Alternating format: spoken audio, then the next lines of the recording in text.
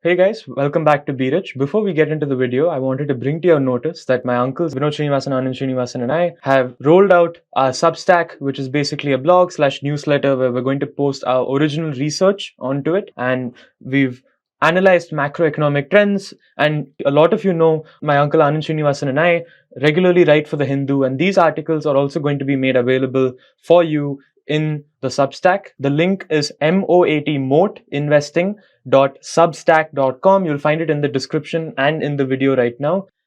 We hope you go check it out. We've put a lot of time and effort into it. And please give us comments and feedback on what you read. Thank you. Hey guys, welcome back to Be Rich. The Messiah has spoken today. Jerome Powell of the Federal Reserve. He's the governor, and he basically has said that, look, it's time for interest rates to be cut, and the downside risks to the, and in quotes, downside risks to the labor market has increased. So what does he mean by this? What does he mean by downside risk has increased? So the way I see it, this is basically Jerome Powell looking at the data we've been seeing in the past. And I'm sure he has more robust data at his fingertips, something which even we can't access. So he's seen this data, he's chewed on it for a while, and he's basically come to the conclusion that, look, I've been hawkish as much as necessary. We've taken interest rates up to 5.25 to 5.5%. Let's take the foot off the accelerator. And he had taken the foot off the accelerator for quite a while. He kept it at where it was without moving it up. And then now, after the effect of the higher interest rates in the market had been seen in terms of the labor market especially, we had seen that job growth had slowed down and unemployment figures had gone up. So with this data, Jerome Powell, I'm pretty sure Jerome Powell must have seen even more data which predicts to him that, labor markets, if things were to stay the way they are, labor markets were going to suffer further. And when I say labor markets are going to suffer, I mean that people who are looking for employment are going to suffer. So as interest rates rise or stay at a higher level, the economy slows down. So as interest rates rise, the economy slows down, and if it remains at an elevated level, cost of borrowing is higher, and the economic activity comes down. When the economic activity in an economy comes down, we basically see that it's running at lesser than its max capacity, and when it's running at lesser than max capacity, it starts to lay off people. That is, companies start laying off people because their profits end up going down. They don't have so much money anymore. Maybe the businesses don't feel comfortable where they are, and they start laying off workers, and this points towards higher unemployment figures. And as more layoffs occur, people start saving more instead of spending. And if they start saving instead of spending, profits of businesses will come down more. That is further. And if profits of businesses come down further, we very well know that they're going to lay off further an increased number of people, more than what they did before. And the cycle continues. As the layoffs occur, people spend less. And as people spend less, profits come down and they lay off more. And this is basically how an economy shrinks in size when its economic activity is brought down. So Jerome Powell clearly has data at his fingertips which say that, look, if we don't step inside the economy right now with lower interest rates, we are going to see job loss, and the job loss is going to be huge. And the risk, so the downside risk is referring to a hard landing. So until now, we've been talking about a soft landing where we say that, look, the economy was elevated after COVID-19 because of all the stimulus checks and all the spending, spending, quantitative easing. And now the plane had to be landed onto ground level. And Jerome Powell is managing to land the plane back to the runway. And now Jerome Powell is probably closer to the last leg of it, where if he's able to land the economy without a recession, because usually in the past, no Federal Reserve governor has landed a major plane back to the runway without crashing the plane in the process. So which is why most people were quite critical of the soft landing idea, and they said that, look, there is no such thing as soft landing. It's going to be a bumpy ride all the way down.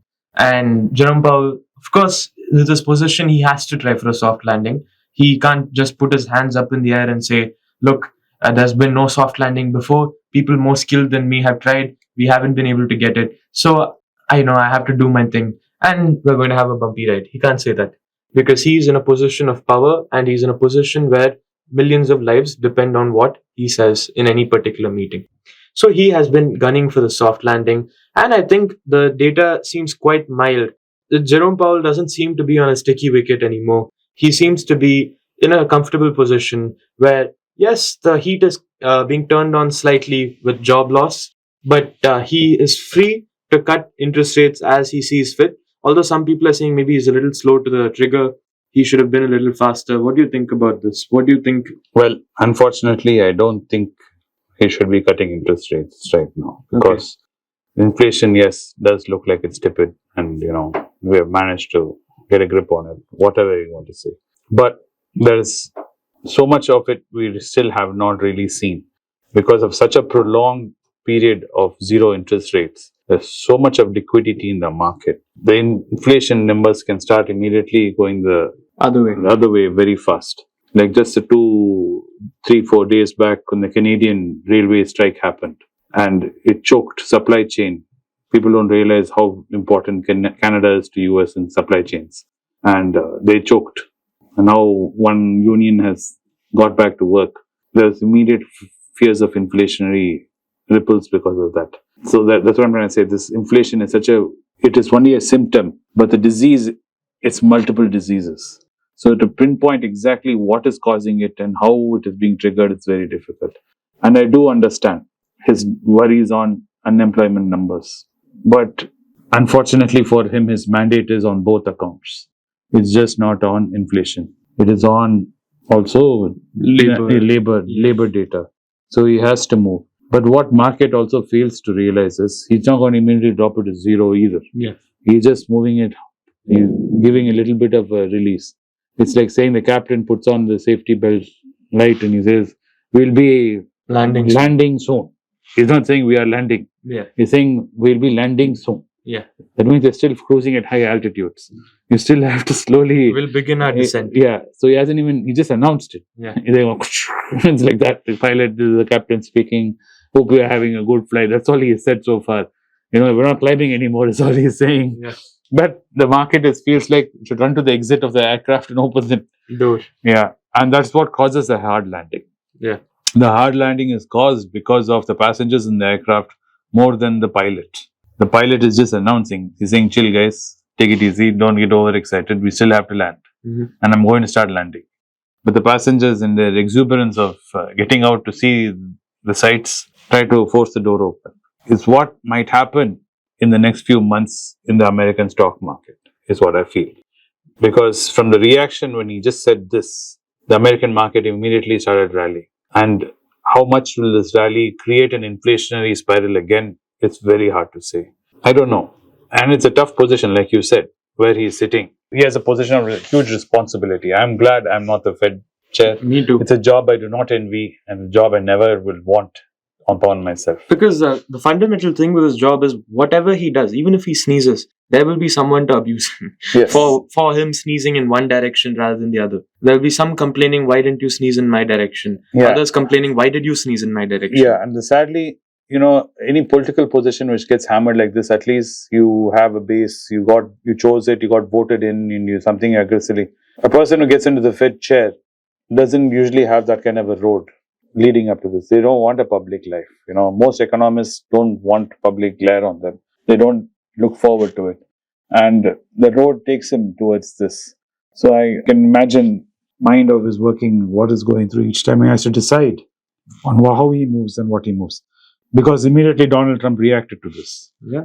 Donald Trump came out and said, I'm warning you, Jerome Powell. Yeah. Please, he didn't say please. He said, I'm warning you, don't cut rates before the election. And obviously we see the political motivation there. Yeah, we all remember what happened to Fauci. Yeah. When he unleashed his base on Fauci. Yeah. So if Fed just moves on purely based on what needs to be done economically, and Trump starts unleashing abuses on him, it could set a whole bunch of things into array in the US. So explanation probably for why Donald Trump doesn't want Jerome Powell to cut rates is because he doesn't want him to ease the pressure on the economy. He's saying, keep the pressure on, maybe even increase the interest rate a little bit, let them suffer under...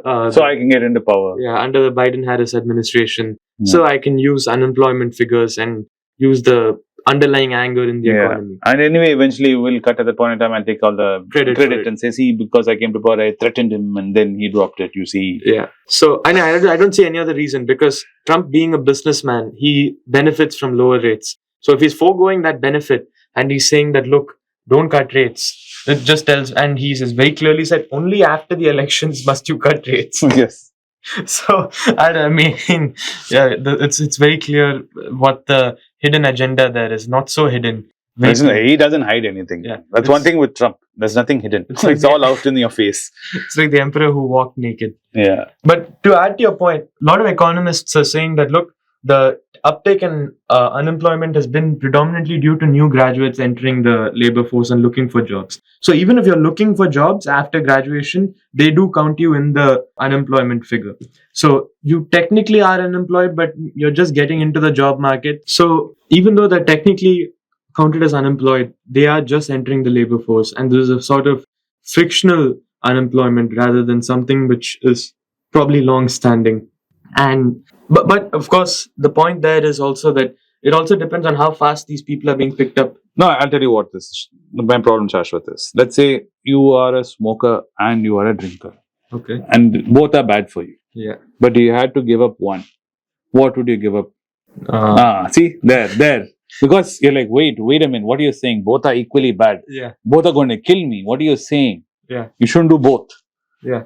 And that is a problem. He's got inflation and he's got unemployment.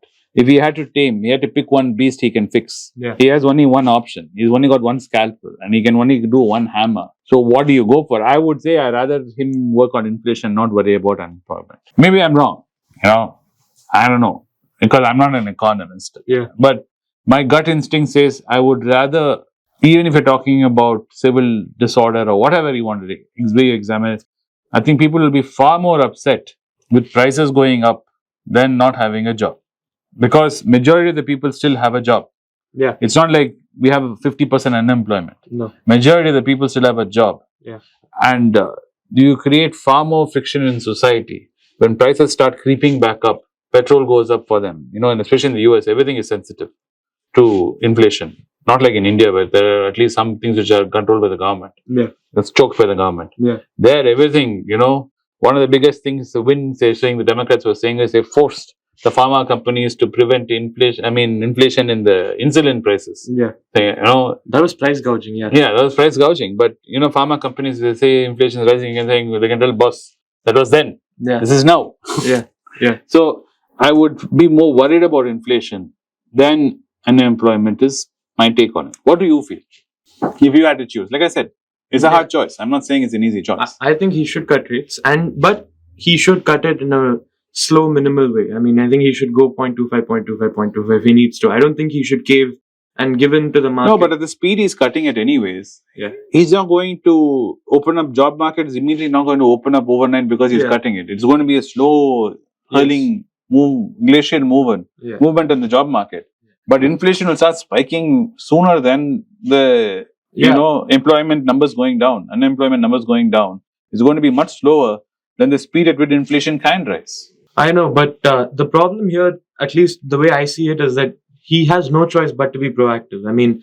It's a probability game. It's a probability game. It's a coin flip. It's a glorified coin flip. Yeah. I'm saying glorified coin flip or a roll of a dice because he has skilled, smart people who are there sitting with him. People who are more qualified than I am. I have a BA. It is damned if you do, damned if you don't. Yeah, I have a bachelor's in economics. There are people there with a PhD in economics and they've been doing what their job is for over 20, 30 years working with Jerome Powell.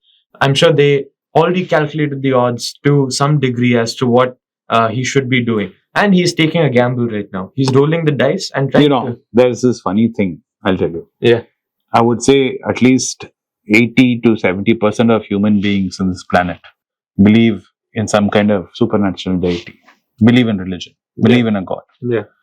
But for some weird reason, if you see in mainstream media, in any kind of scientific discussion, intellectual discussion, it's completely discounted. We talk as if like human beings are rational beings. Yeah. And we are anything but rational. And whatever data you pour in, statistics you pour in, it's all past. The future because of this irrationality of human beings, it's very hard looking at any past data or even today's data and seeing what will happen with human beings with our irrationality going forward. So I don't hold much water, no matter what PhDs are there and great minds are there, in the predictability of human nature, because basically economics is human nature. Yeah. Inflation is because of human nature reaction. Yes. When human beings feel there is going to be sudden shortfall, like the Japanese government went ahead and said, next 1 week you be careful, we will have a mega quake, like never seen before. Immediately all the shelves got empty. Yeah. No, even geologists who have PhDs, even they were feeling a little funny and went and emptied shelves. Because why take the risk? Yes, as a geologist, I know you cannot predict earthquakes. I know there's no science behind this kind of claim. But still, why take the risk? Yeah, but the thing is, there are two sides to this. One, first side is, look, the S&P 500 is at record highs. Its P ratio valuation is quite high, especially the Shiller metric. If for those of you who aren't aware of it, please Google it. There's a Shiller P ratio, which takes the 10-year cyclical average of earnings and calculates P ratio on that. So that's at its one of its highest points, close to what the dot-com bubble was, close to that. And another point is that, look, labor market is still not so, it still looks quite resilient. It doesn't seem that bad. So you have this on one side. And then on the other side, you have, yes, okay, there is a slight uptick in unemployment. And yes, it's also true that inflation has come to 2.9%. And it's also true that there are forces in the market which are calling for Jerome Powell to cut rates. And if he doesn't cut those rates, there's going to be a big, outcome in the market probably. So given these things, I do agree with you that he shouldn't be cutting it close to what the market is expecting. I think the market is way off on what it wants from Jerome Powell. I think the market is being irrationally exuberant, and I think they're being quite needy in what they're asking Jerome Powell for.